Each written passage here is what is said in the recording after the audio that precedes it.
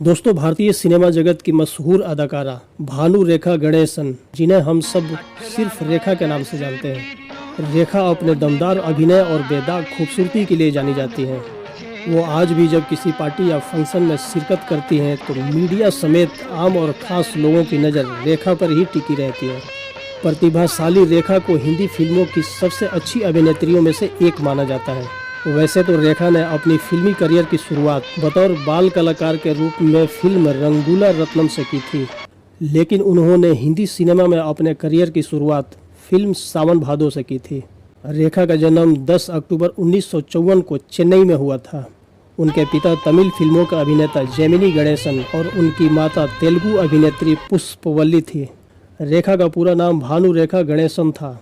रेखा अपने माता पिता के नक्शे कदम पर चलती रही। रेखा को अभिनय विरासत में अपने माता पिता से मिली है। इन्होंने चेन्नई से अपनी पढ़ाई पूरी की है। इनको तमिल, हिंदी और इंग्लिश तीनों भाषाओं का अच्छा ज्ञान है। रेखा के जन्म के समय उनके माता पिता शादीशुदा नहीं थे। रेखा की एक सगी बहन और एक सौतेला भाई और 5 सौतेली बहनें हैं।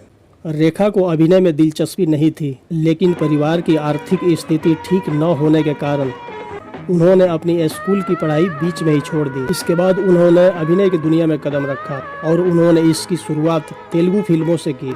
वह समय उनके जीवन का बहुत ही कठिन समय रहा। रेखा को उस समय हिंदी भाषा नहीं आती थी, जिसके कारण उनको शुरुआत में बहुत संघर्ष करना पड़ा।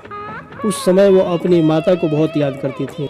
रेखा का फिल्मी दुनिया का सफर बहुत ही उतार और चढ़ाव भरा रहा है। रेखा ने अपने फिल्मी सफर में हर तरह के किरदार निभाए, फिर चाहे वो मुख्य किरदार हो या सहायक किरदार। सभी किरदार में उन्होंने अपनी काबिलियत को साबित किया। रेखा ने अपने 50 सालों के लंबे करियर में लगभग 180 से ज़्यादा फिल्मों में अभिनय किया। अपने करियर के दौरान उन्होंने कई दमदार रोल किए और कई मजबूत फीमेल किरदार को पर्दे पर बेहतरीन तरीके से पेश किया। उन्हें 3 बार फिल्म फेयर पुरस्कार से नवाजा जा चुका है। 2 बार सर्वश्रेष्ठ अभिनेत्री के तौर पर उन्हें सम्मानित किया जा चुका है और 1 बार सह अभिनेत्री के तौर पर उन्हें सम्मानित किया गया है, जिसमें खूबसूरत, खून भरी मांग और खिलाड़ियों का खिलाड़ी जैसी फिल्में शामिल हैं। फिल्म उमराव जान के लिए उन्हें सर्वश्रेष्ठ अभिनेत्री का राष्ट्रीय फिल्म पुरस्कार मिल चुका है। उनके करियर का ग्राफ कई बार नीचे भी गिरा, लेकिन उन्होंने अपने आप को इससे उबारा और अपने स्टेटस को बरकरार रखा। उनकी क्षमता ने सभी का दिल जीता। 2010 में उन्हें भारत सरकार की ओर से पद्म श्री से भी नवाजा गया। वो बाल कलाकार के तौर पर तेलुगु फिल्म रंगूला रत्नम में दिखाई दी, जिसमें उनका नाम बेबी भानु रेखा बताया गया। 1969 में हीरोइन के रूप में उन्होंने अपना डेब्यू सफल कन्नड़ फिल्म ऑपरेशन जैक में सिमी ग्रेवाल को दिए एक इंटरव्यू में उन्होंने इस शादी से इनकार कर दिया। नई किताब रेखा एन अनटोल्ड स्टोरी में विस्तार से लिखा गया है। दरअसल जब कोलकाता में शादी करने के बाद रेखा विनोद मेहरा के घर आई तो विनोद प्रेम कहानियां हैं जिन्हें उनका मुकाम नहीं मिला, लेकिन रेखा की बात और है।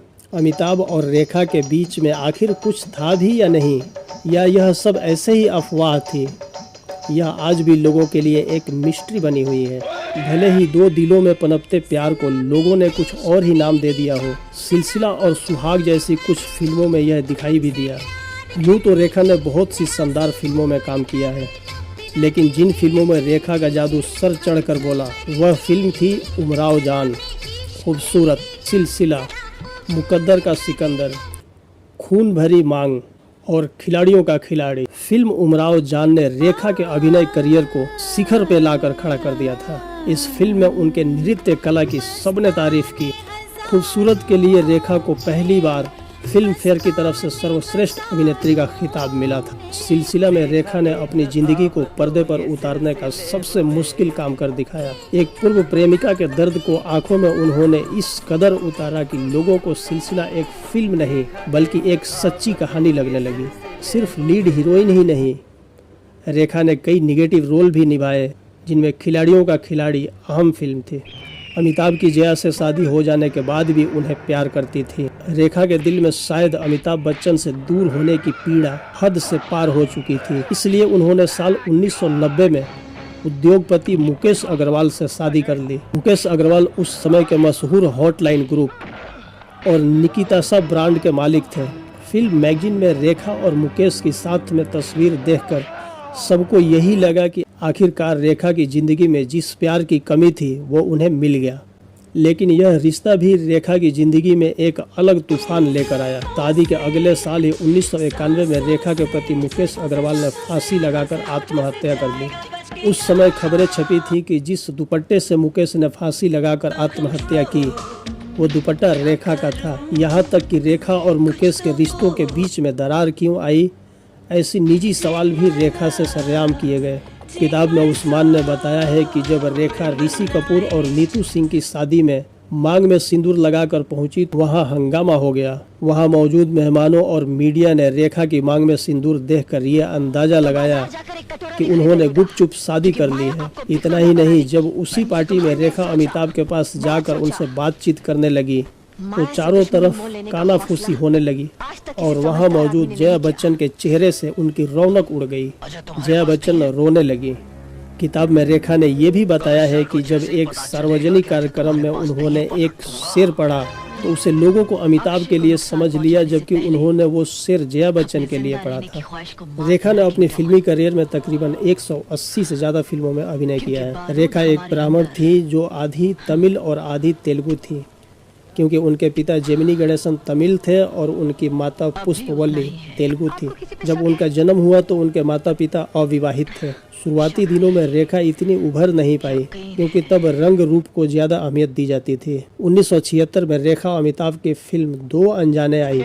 इसी फिल्म से दोनों एक दूसरे को पसंद करने लगे थे। रेखा को यहाँ से नया मोड़ मिला।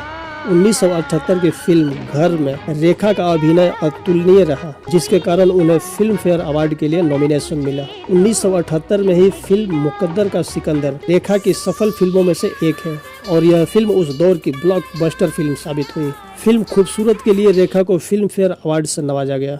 1981 में सिलसिला रेखा और अमिताभ की जोड़ी की आखिरी फिल्म थी। इसके पहले इनकी जोड़ी ने काफी हिट फिल्में दी थी।